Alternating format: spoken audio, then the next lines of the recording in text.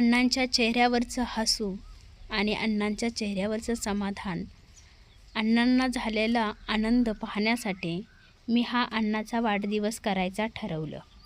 अण्णांचा आज 56वा वाढदिवस आहे. अण्णांना वाटत होतं माझा वाढदिवस कुणीतरी साजरा करावा आणि नेमकंच मी माहेरी आले होते आणि माहेरी आल्यानंतर अण्णांचा वाढदिवस होता. म्हटलं चला एक केक आणूया आणि मस्तपैकी कापूया.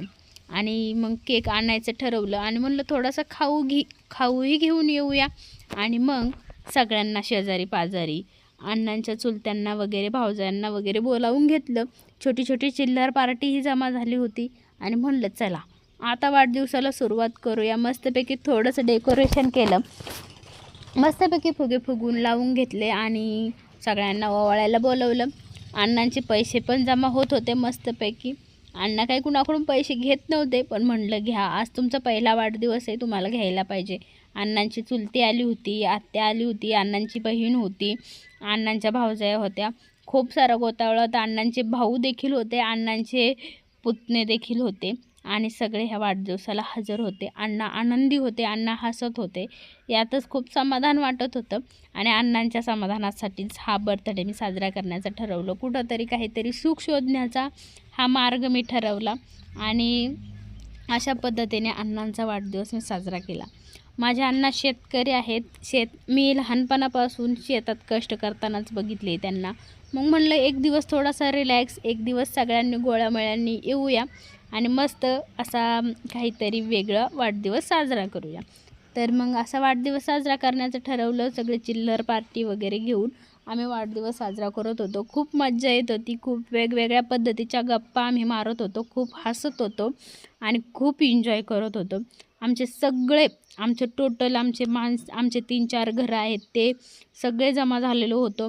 शेजारी 2 घरं आहेत तेही जमा झालेले होते आणि मस्तपैकी असा आम्ही वाढदिवस साजरा करत होतो. खरं तर आईवडिलांना मुलं सारखेच असतात, मुलगा काय मुलगी काय सारखेच असतात. भाऊ पुण्याला आहे, पण मी आले होते म्हणून मला असं वाटलं करावं वाढदिवस साजरा. हा माझा चुलत भाऊ आहे, मोठा भाऊ आहे आणि ही माझी छोटी छोटी बहीण आहे. आता एक छोटा भाऊ येणार आहे पुढे, आपण बघू शकता. असं हा आहे. आम्ही सगळे शेतकरी कुटुंबात वाढलेलो आहोत आणि आमच्या वडिलांना आयुष्यभर कष्ट करतानाच बघितले. खूप सगळेजण 99% शेतकरीच आहेत आणि शेतकरी कुटुंब म्हटल्यानंतर खूप सारं वेगळं वातावरण असतं. ह्या वातावरण वाढदिवस वगैरे कुणी साजरा करत नाही, जास्त करून मुलांचेच नाही करत. पण आता हल्ली निघालेलं आहे, आता सगळ्यांचेच वाढदिवस साजरे करतात, म्हातारे वगैरे. आणि अण्णाही असं बघत होते शेजारी पाजारी वाढदिवस साजरे केलेले आणि मग अण्णांनाही वाटत होतं माझाही वाढदिवस कोणीतरी साजरा करावा. अण्णा एकदा बोलले होते बोलता बोलता आणि मग मला वाटलं होतं मी अण्णाचा वाढदिवस साजरा करावा, म्हणून मी अण्णाचा वाढदिवस साजरा करण्याचं ठरवलं आणि अण्णाचा वाढदिवस आज आम्ही अशा पद्धतीने साजरा केला. मुलगी झाली हो, आमच्या घरात मुलगी झाली हो. मुलीच्या जन्माची वाटली विठाई, मुलाच्या जन्माचा केला साजरा सोहळा. कुणीतरी प्रश्न विचारला आई वडिलांना, तुम्हाला आवडते मुलगी का मुलगा? आईने उत्तर दिलं खूपच छान, काळा असो वा गोरा असो, आंधळा असो वा पांगळा असो, मुलगी असो वा मुलगा असो, ज्याने माझ्या पोटी जन्म घेतला तेच माझे बाळ. मुलगा मुलगी कळत नाही मला. त्याचप्रमाणे वडिलांनीही उत्तर दिले खूपच छान, माझे दोन्ही मुलं, माझे दोन्ही हात. कोणत्याही हाताला तकलीफ झाली तरी मेंदू पोचवतो मनापर्यंत त्रास. जसे शरीराला दोन्ही हात समान असतात, तसेच वडिलांना दोन्हीही मुलं समान असतात. अशा पद्धतीने आम्ही अण्णांचा वाढदिवस साजरा केला आणि खरंच आईवडिलांना मुलगा काय मुलगी काय सगळे समान असतात. आमचा दादा असता तर अजून देखील मज्जा आली असती, पण तो आहे पुण्याला. आणि अशा पद्धतीने आम्ही वाढदिवस सेलिब्रेट केला. नंतरून अण्णांना केक घातला, अण्णांना मी पण केक घातला आणि म्हटलं थोडीशी मज्जा करूया म्हणून अण्णांच्या तोंडाला देखील केक लावला. अशा पद्धतीने मी अण्णांचा वाढदिवस साजरा केला. मला तर खूप आनंद होतो आहे मी अण्णांचा वाढदिवस साजरा करू शकले त्यामुळे.